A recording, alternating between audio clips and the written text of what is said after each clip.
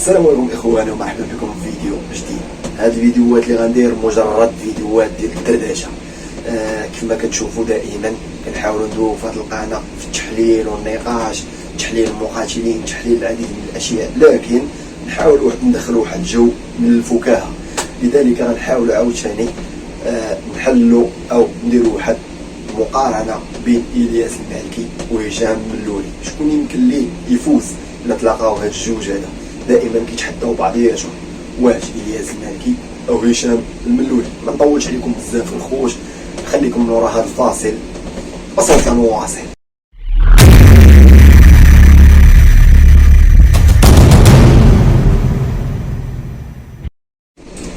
اول حاجه الخوت ترفع القبعه لإلياس المالكي، بطل العالم في السوشيال ميديا، قدر يكسب القلوب ديال العديد من الجماهير، كذلك يقدر يفرض راسو ويفرض الذكاء ديالو حول جلب العديد من المشاهدات. كيعتبر بانه اقوى يوتيوبرز في التاريخ، احسن من هشام الملولي، احسن من مرحبا، احسن من العديد من ابطال ديال السوشيال ميديا، كنعتبرهم ابطال ديال السوشيال ميديا. لكن اذا دوينا على تحديات ديال القتال، الند للند، مقاتل ضد مقاتل، واليوم معنا هشام الملولي والياس المالكي. شكون اللي غيربح الا تلاقاو في نزال؟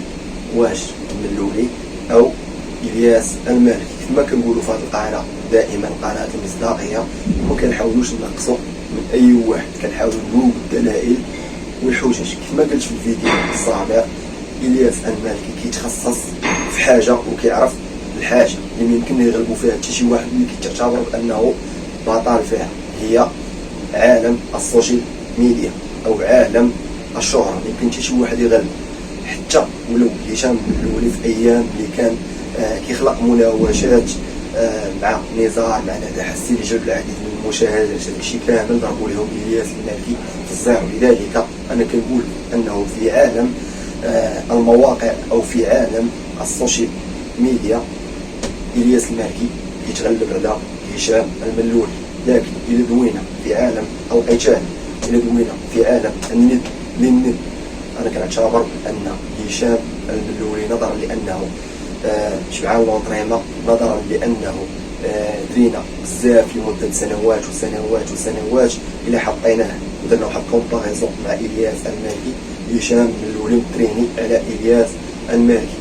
لذلك الكفه كتميل هشام الملولي. الى تلاقى مع الياس المالكي سواء في قتال في الشارع او في قتال في الحلبة، فانا كنضمن لكم 100% ان هشام الملولي غيربح الياس المالكي. نهضروا لوجيكمون، الياس المالكي انسان متخصص في عالم اليوتيوب، كيهدي وقته كامل اليوتيوب والوقت كامل ديالو لي فان.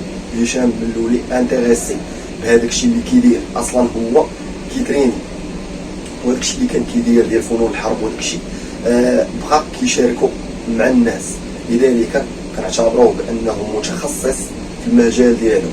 اذا كيضرب عصفورين بحجر، كيتريني بالاضافه الى انه كيتشارك هذاك الشيء ديالو اللي كيدير واللي اللي موهبه ديالو كيتشاركها مع الناس اللي كيحاول يموتيفيهم. الياس المالكي لا، بعيد كامل البعد عن الرياضه، كيتعتبر انسان عادي، نقدروا نقولوا تيدير جريات خفاف، نقدروا نقولوا كيلعب بالكره، لكن عالم القتال بعيد كامل البعد على عالم القتال. لذلك في هذه الحاله هذه كنرشحوا كذلك كيف ما رشحنا نور الدين الشينوي في الفيديو السابق، كنرشحوا الان هشام الملولي انه سيفوز على الياس المالكي. الى رشحنا هشام الملولي ضد مقاتلين اخرين، راه مقاتلين اخرين غيهزموا هشام الملولي، لكن في هذه الحاله هذه كنعتبر بان هشام الملولي 100% انه غيفوز على الياس المالكي، سواء في قتال في الملاكمه او قتال في الكيك بوكسين او قتال في الكاراتيه او قتال في الام ام ا، لان كما كنقولوا هشام الملولي انتريسي بالرياضه. لكن اللي حطينا معاه الياس المالكي العقل ديالو كما كنقولوا خاوي في الرياضات القتاليه، وغيجي هذاك الشيء غريب مقارنه مع لا تكنيك ديال هشام الملولي اللي خاض العديد من النزالات سواء في الكاراتيه سواء حتى النزالات اللي خسر فيهم ضد جوج دراهم وضد هذاك الدري اللي في قنيطره. داكشي كياخذ تقنيات كل ما احتك مع المقاتلين كل ما كياخذ خبره فما شناه ولا كيتقن الكوج زروار. هاد شويه هذا اللي خد هشام الملولي يمكن ليه الا حطيناه مع الياس المالكي كنضمن لكم بانه يربح الياس المالكي.